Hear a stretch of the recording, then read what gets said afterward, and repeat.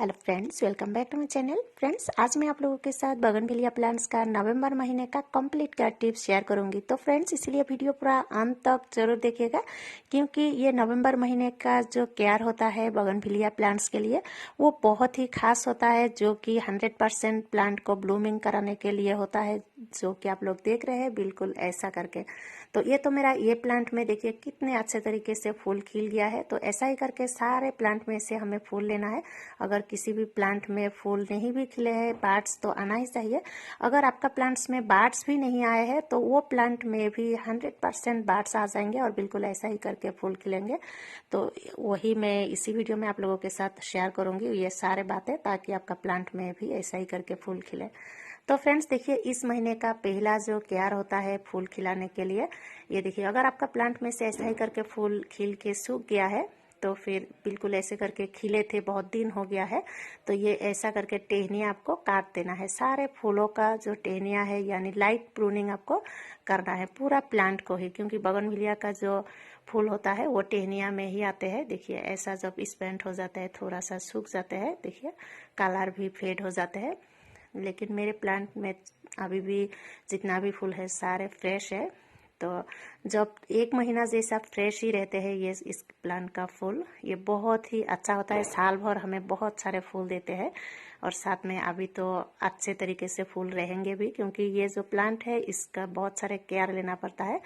तभी ये ऐसे तो बहुत ही इजी ग्रोइंग प्लांट है, फिर भी कुछ खास केयर होता है, जिस वजह से अगर ऐसा नहीं करेंगे तो फूल नहीं आएंगे, बस पत्ता ही पत्ता आ जाएगा प्लांट में। देखिए मेरे सारे प्लांट को भी मैं दिखा देती हूँ और साथ में कंप्लीट केयर टिप्स भी मैं बोल देती हूँ। तो फ्रेंड्स, पहला जो केयर मैंने बोला, ऐसा फूल अगर स्पेंट हो जाता है तो सारे टहनियाँ को आपको काट देना है। फिर वहाँ से नया नया बहुत सारे ब्रांचेस आ जाएंगे और फिर दोबारा से नेक्स्ट महीने में भी बिल्कुल ऐसे ही करके बहुत सारे फूल खिल जाएंगे, जो कि मेरा व्हाइट वाला में खिला है बिल्कुल वैसा करके। और ये सब में अभी बार्ड्स आ रहे हैं और थोड़ा बहुत एक दो खिल रहे हैं। तो फ्रेंड्स, नवंबर महीने का पहला जो केयर है वो है सारे स्पेंट फ्लावर्स को प्लांट से हटा देना है, यानी लाइट प्रूनिंग करना है, ताकि दोबारा से हमारे प्लांट में ऐसा ही करके बहुत सारे फूल दें।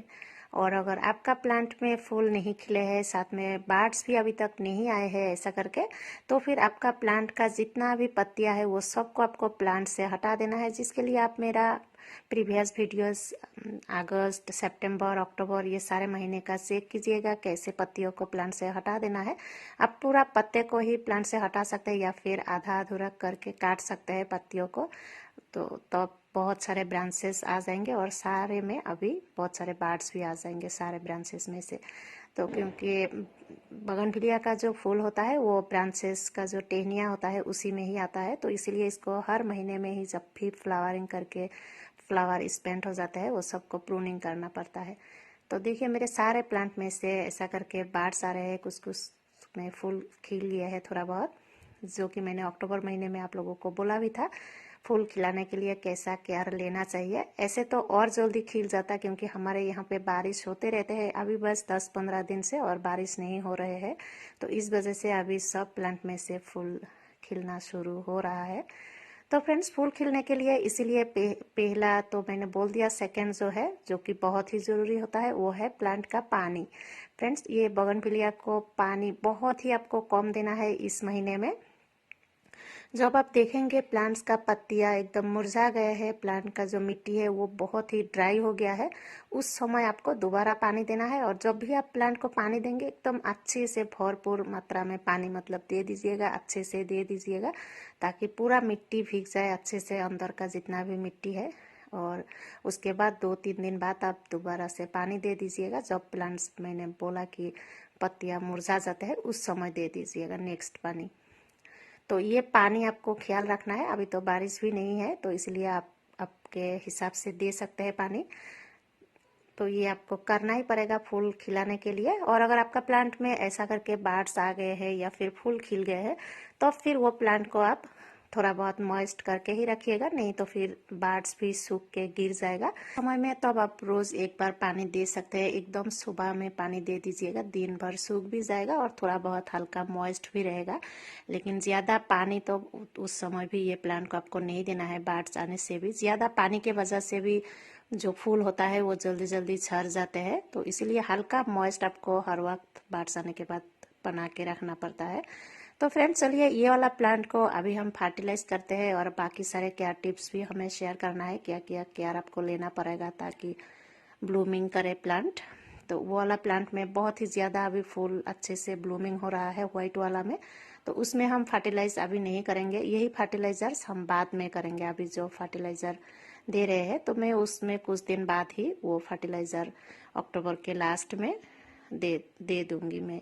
तो देखिए फ्रेंड्स, मेन जो प्लांट है वहाँ से आप 2-3 इंच दूरी में, ये मेरा 12 इंच का पॉट है, इस समय आप हल्का ऐसा करके आप जो गुड़ाई है कर सकते हैं, लेकिन आपको जो रूट्स है उसको बिल्कुल भी डिस्टर्ब नहीं करना है। आप नहीं भी कर सकते हैं, गुड़ाई नहीं करने से भी बहुत ही अच्छा रहेगा, और करे भी तो बिल्कुल ऐसे करके हल्का सा ऊपर में आप बस साइड थोड़ा सा गुड़ाई कर सकते हैं, लेकिन रूट्स को बिल्कुल भी डिस्टर्ब नहीं करना है, क्योंकि बगनविलिया प्लांट्स को रूट बाउंड बहुत ही अच्छा लगता है और उस समय ये अच्छे से फ्लावरिंग भी करते हैं, क्योंकि अभी हमें फूल लेना है तो इसलिए हमें डिस्टर्ब नहीं करना है। देखिए ये 1 टीस्पून है और ये 1 टेबल स्पून है, तो ये दोनों चम्मच से ही हम मेजरिंग करेंगे फर्टिलाइजर्स को। तो फ्रेंड्स, इस नवंबर महीने में 100% ब्लूमिंग कराने के लिए जो फर्टिलाइजर्स है वो है बोन मिल। ये आपके पास अगर अवेलेबल है तो ये आप 1.5 टेबल स्पून आपको देना है। अगर अवेलेबल नहीं है तो फिर सुपर फॉस्फेट थोड़ा ज़्यादा करके डालिएगा तो हो जाएगा। देखिए ये 1.5 टेबल स्पून यानी 1.5 चम्मच आपको देना है, 1.5 टेबल स्पून। और सुपर फॉस्फेट आपको 1 टेबल स्पून से भी थोड़ा सा कम देना है, या फिर 1 टेबल स्पून भी दे सकते हैं।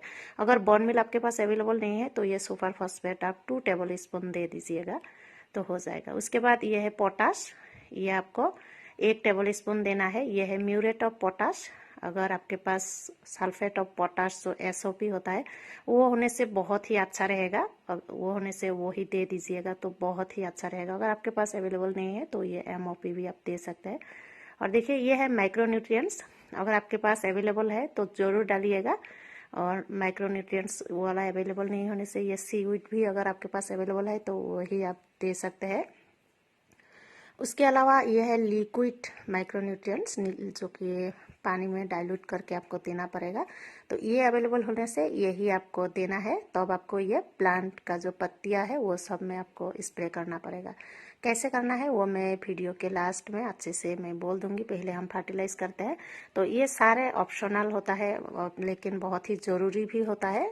अगर अवेलेबल नहीं है आपके पास तो फिर ये तो जो तीनों फर्टिलाइजर्स मैंने पहले दिया वो आपको देना ही पड़ेगा, अगर कुछ भी अवेलेबल नहीं है तो। और देखिए फ्रेंड्स, मैंने माइक्रोन्यूट्रिएंट्स जो ग्रेन्युलर फॉर्म में है वो 1 टीस्पून मैंने दे दिया।